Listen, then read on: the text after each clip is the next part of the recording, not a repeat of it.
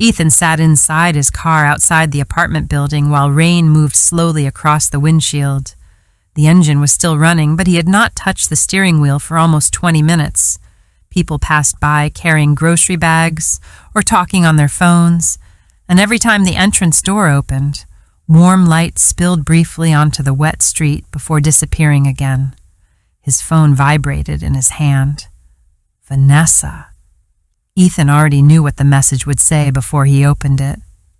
"Did you forget almond milk again?" He stared at the screen for a moment without replying. 3 hours earlier, he almost collapsed during a meeting at work. His manager stopped speaking after noticing Ethan gripping the edge of the conference table for support. Someone brought him water while another coworker quietly asked whether he needed an ambulance. Ethan laughed and said he was fine because he did not know what else to say. Now he sat alone in a parking lot, trying to gather enough energy to walk upstairs. That frightened him more than the doctor's warning. 20 years earlier, Vanessa used to wait for him at train stations after work. Ethan still remembered seeing her through crowded platforms, wearing bright coats and waving both hands in the air until he noticed her. She talked constantly, laughed loudly at stupid jokes, and somehow made every ordinary moment feel exciting. Ethan loved that about her because his own family had always been quiet in the uncomfortable way. They met during a hotel training program in Chicago when they were both 23. Vanessa complained about the terrible coffee during lunch break, and by the end of the week she already knew everything about him, including his favorite movies, his fear of thunderstorms, and the scar near his shoulder from falling off a bicycle when he was 11. Nobody had ever listened to Ethan that carefully before. The first years of marriage felt simple and happy. They rented a tiny apartment near the train tracks where the walls shook every night around midnight. Vanessa studied fashion marketing online, while Ethan worked customer service for a travel company. Most evenings they cooked cheap pasta together and sat on the kitchen counter because they could not afford proper furniture yet. Sometimes they walked through grocery stores without buying anything because money was tight. But Ethan still remembered those years as the happiest part of his life. Things slowly changed after Nolan was born. Vanessa stopped sleeping properly and rarely wanted to leave the apartment. At first, Ethan thought she simply needed time to adjust to motherhood, so he started helping more around the house. He cooked dinner after work, cleaned the kitchen at night, and woke early to take care of Nolan before leaving for the office. Months passed, then years, and somehow nothing returned to normal. Vanessa spent more time online and less time inside real conversations. Delivery boxes filled the hallway, laundry stayed unfolded for days, coffee cups collected beside the couch while television noise played late into the night. Ethan cleaned around the mess quietly because asking for help usually turned into an argument. The difficult part was that Vanessa never looked intentionally cruel. If friends visited the apartment, she smiled warmly and asked about their families. She remembered birthdays, cried during sad movies, and posted happy family pictures online. From the outside, everything looked normal, but living with her felt exhausting in a way Ethan could never explain properly. He finally stepped out of the car and walked upstairs. The apartment smelled like fried food and old coffee when he entered. Television noise filled the living room while Vanessa lay under a blanket scrolling through her phone. She looked up immediately. "Did you get the almond milk?" Ethan placed his work bag near the wall and quietly answered no. Vanessa sighed with irritation before turning back toward the television. You forget everything lately." The sentence stayed inside his head longer than it should have. In the kitchen, dirty dishes covered almost every surface. Somebody had spilled sauce across the counter and left it there to dry. The trash bag leaned sideways beside the cabinet because nobody bothered taking it downstairs. Nolan sat at the table doing homework with headphones on. When he saw Ethan, he immediately removed them. "You okay?" "Long day," Ethan replied. Nolan studied his father's face for a second before nodding toward the microwave. "There's pasta inside." Ethan opened the microwave and found cold pasta sitting in a plastic container without even a plate underneath it. Standing there in the messy kitchen, he suddenly felt tired in a way sleep could not fix. Later that night, Ethan stood alone, washing dishes while Vanessa watched television from the couch. "You missed Nolan's game again," he said quietly without turning around. Vanessa muted the television and rubbed her forehead. "I told you I had a headache." "You had a headache last week, too." Her expression changed immediately. "Why are you starting this again?" Ethan dried his hands slowly because that was always the problem. Every conversation somehow became an attack. Asking for help sounded like criticism. Mentioning disappointment became starting something. Eventually, he stopped speaking about important things at all. Vanessa unmuted the television. Conversation over. Around midnight, Ethan noticed light under Nolan's bedroom door and knocked softly before entering. Nolan sat on the floor beside his bed, pretending to study, although the same page had clearly been open for several minutes. "You should sleep," Ethan said. Nolan looked down quietly before speaking. "Mom forgot again, didn't she?" Ethan leaned against the doorway. "She's tired." Nolan gave him a look that felt older than 16. "You always say that."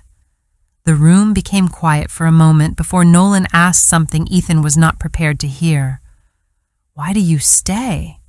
Ethan frowned slightly. "What do you mean?" "You look miserable here."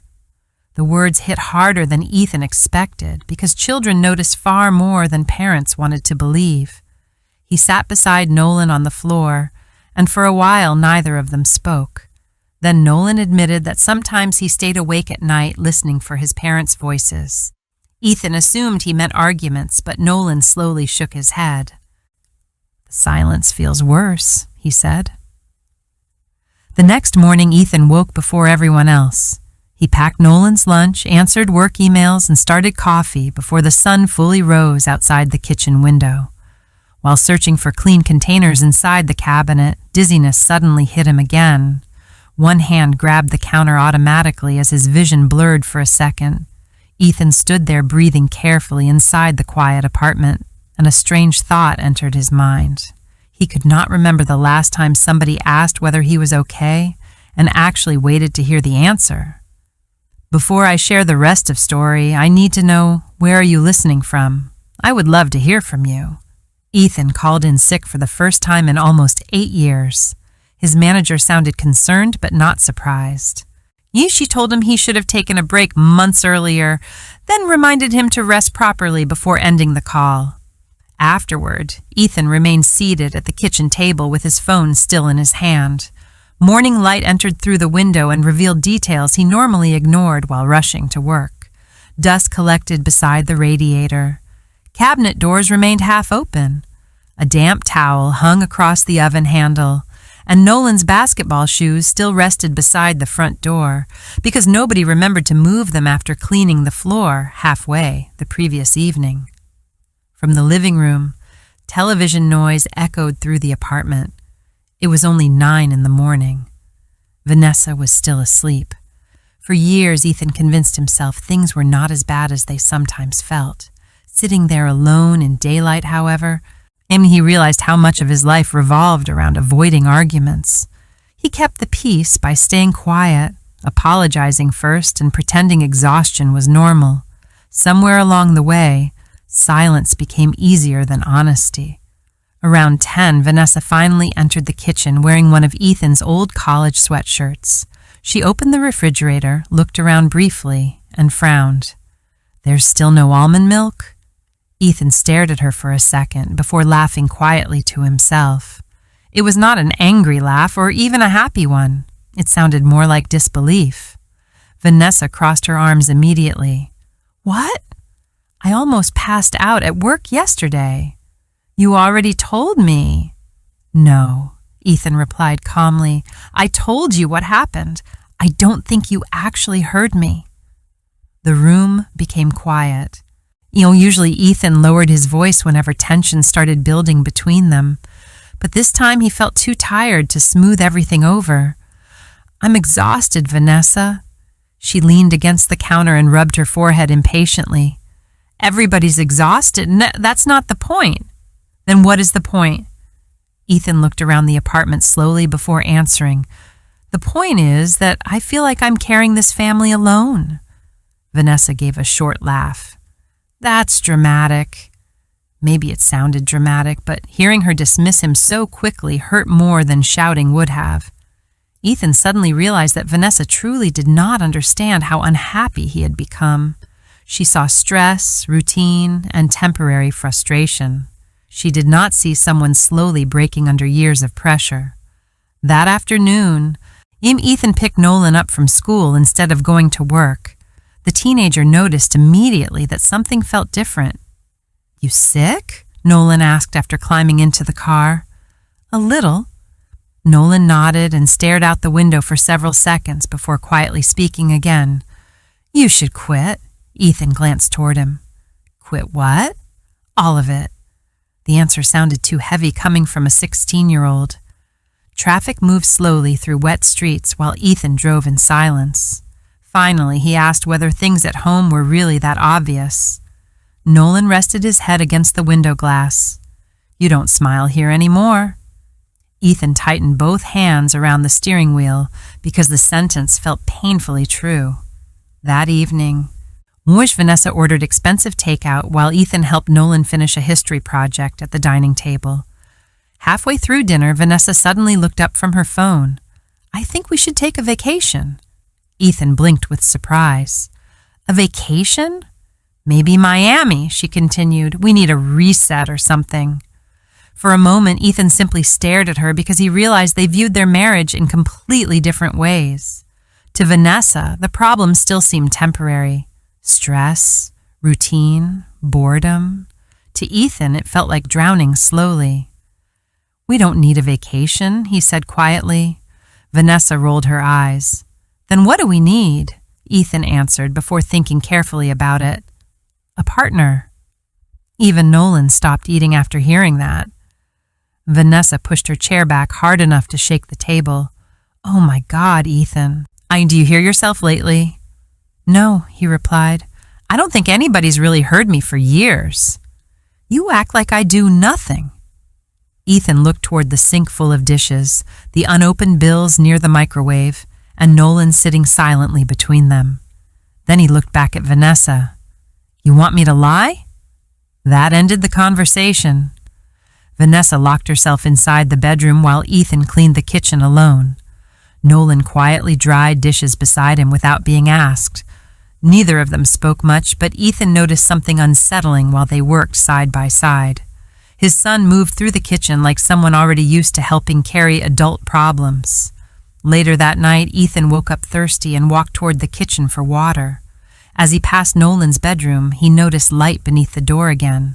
This time, when Ethan entered, Nolan quickly tried hiding something beneath his blanket. "What are you doing?" Ethan asked gently. "Nothing." After a long pause, Nolan slowly handed over a folded piece of paper. It was a job application for a grocery store 3 blocks away. Ethan stared at it silently. "I can help with bills," Nolan explained quickly. "A lot of kids work after school." "You're 16. "I know." "You shouldn't be worrying about bills." Nolan looked embarrassed and shrugged. "I just thought maybe it would help." Ethan sat on the edge of the bed, holding the application in both hands. Then he noticed a notebook lying beside Nolan's backpack. Inside were monthly expenses written carefully in pencil. Rent, electricity, internet, groceries, basketball fees. The handwriting looked rushed, as though Nolan copied the numbers secretly whenever adults were distracted. Ethan suddenly felt sick. His son had been sitting alone at night studying the family's financial problems because the atmosphere inside the apartment made him feel responsible too. Children were never supposed to carry fear like that. Ethan closed the notebook quietly before asking the question he had avoided for years. "When did you start worrying this much?"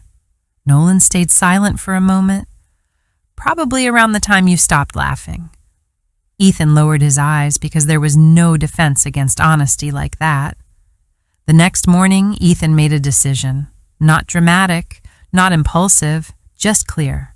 While Vanessa slept late again, he opened his laptop at the kitchen table and updated his resume.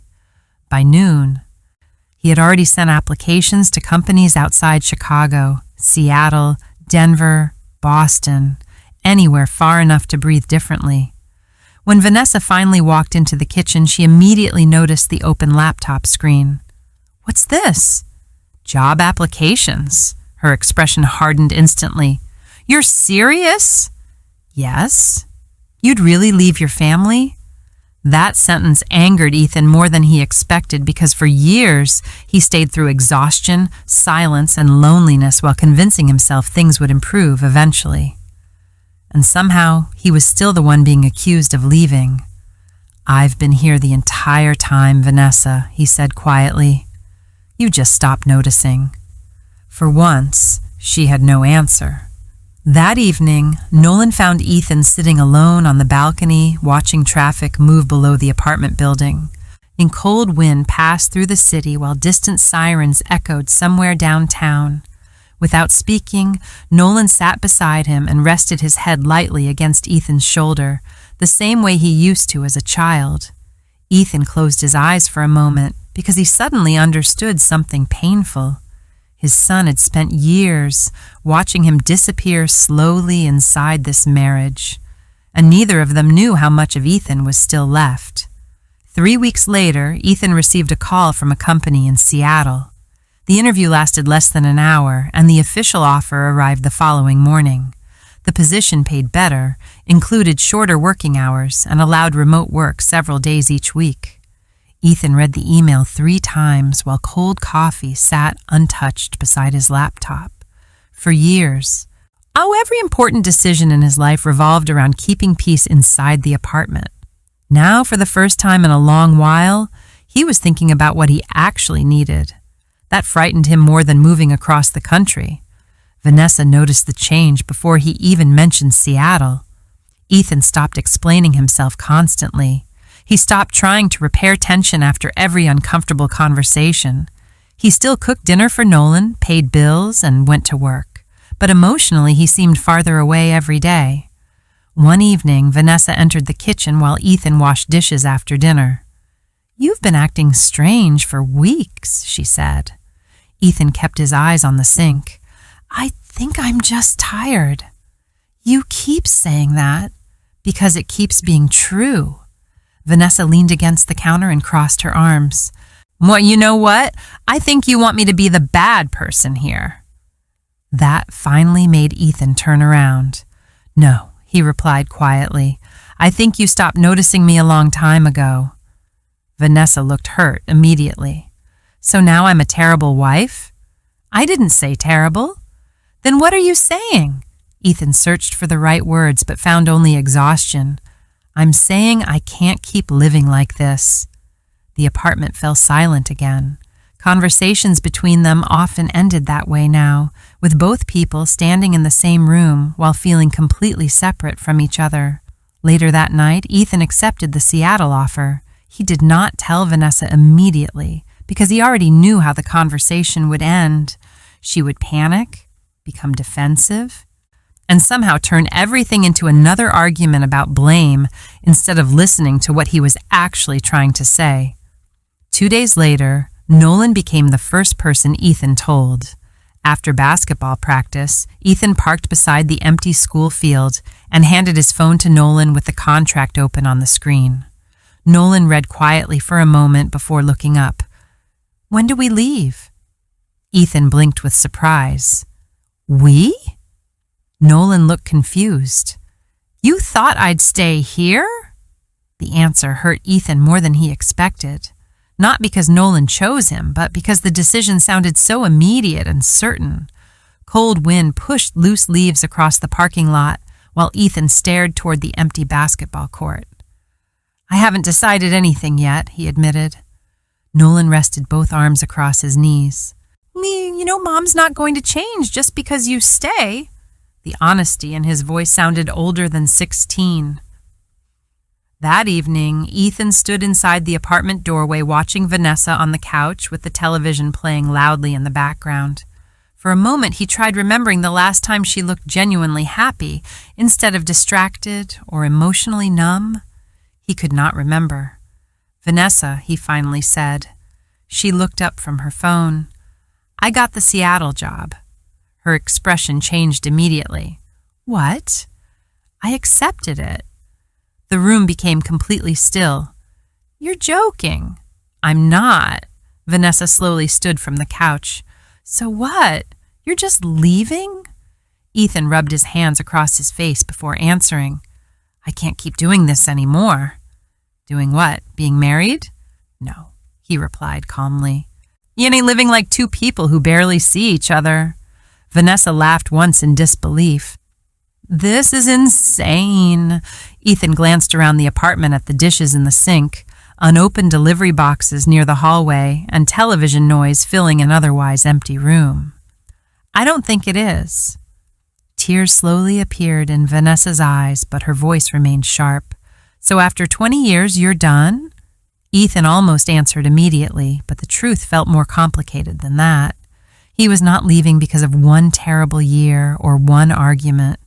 For years, Ethan stopped asking himself what he wanted because keeping peace at home already exhausted him. "I stayed longer than I should have," he admitted quietly. Vanessa looked stunned by the sentence. For once, neither of them raised their voice. That somehow made the moment even sadder. When the following week felt tense and exhausting, Vanessa moved between anger and panic so quickly that Ethan never knew which version of her he would meet each morning. Sometimes she accused him of destroying the family. Other times she cleaned the apartment late at night or attempted complicated dinners nobody touched. But the hardest part for Ethan was Nolan. Not because the boy argued, because he looked relieved. One evening, Ethan entered Nolan's room and found half-packed boxes near the closet. "You already started packing?" Nolan shrugged awkwardly. "I figured we should." Ethan sat on the edge of the bed. "You okay with all this?" Nolan looked down at his hands before answering. "I think you deserve to breathe again." Ethan turned his face slightly because no father wanted to hear his child speak to him like someone recovering from a long illness. The night before Ethan's flight, the apartment felt strangely calm. No television played in the background, and nobody argued during dinner. Vanessa sat quietly at the kitchen table while Ethan finished packing his suitcase. After several minutes of silence, she finally spoke. "Were you ever going to tell me how bad things got?" Ethan stopped folding clothes. "I tried." "No," she said softly. "I mean, really tell me." The question remained between them because both of them already understood the truth. Vanessa ignored problems she did not want to face, while Ethan buried his feelings until they became impossible to hide. Neither of them knew how to communicate before damage became permanent. After another long silence, Vanessa admitted something honestly for the first time in years. "I think I disappeared after Nolan was born," she said quietly. "And instead of fixing it, I distracted myself." Ethan listened without interrupting. "I kept thinking that if I bought enough things or looked happy enough online, maybe eventually I would actually feel normal again." She gave a weak laugh before wiping her eyes. "But I don't think I noticed how lonely you became." Ethan looked down at the suitcase near his feet. Part of him wanted to comfort her because he still remembered the woman who waited for him at train stations years ago, but another part of him felt too exhausted to carry one more emotional responsibility. "I wasn't lonely all at once," he said carefully. "It happened slowly." Vanessa cried quietly after that. Not dramatic crying or angry crying, the kind that came from finally seeing something clearly after avoiding it for years. The next morning, Nolan helped Ethan carry luggage downstairs while Vanessa stood near the apartment doorway wearing Ethan's old gray hoodie. Nobody really knew what to say. At the taxi, Nolan hugged his father tightly before stepping back. Then Ethan looked toward the apartment building one final time. Vanessa still stood there looking tired, small, and painfully human. For a brief second, Ethan remembered the 23-year-old woman who once ran through crowded train stations smiling toward him. Then the taxi pulled away. Seattle rained almost every day during Ethan's first month there, but the silence inside his new apartment felt peaceful instead of heavy. There was no television shouting in the background, no tension waiting behind closed doors, and no feeling that he needed permission to rest. One night after work, Ethan accidentally fell asleep on the couch. When he woke around midnight, panic hit him for a moment because his body still expected unfinished chores, arguments, or responsibilities waiting somewhere nearby. Then he realized the apartment was simply quiet. Ethan sat there alone in the dark living room while rain touched the windows outside, and for the first time in years, he understood how exhausted he had truly become without ever admitting it to himself. If this story touched your heart, don't forget to like, comment, wish and subscribe for more emotional English stories that feel real and unforgettable. And tell us in the comments, do you think Ethan made the right decision by leaving?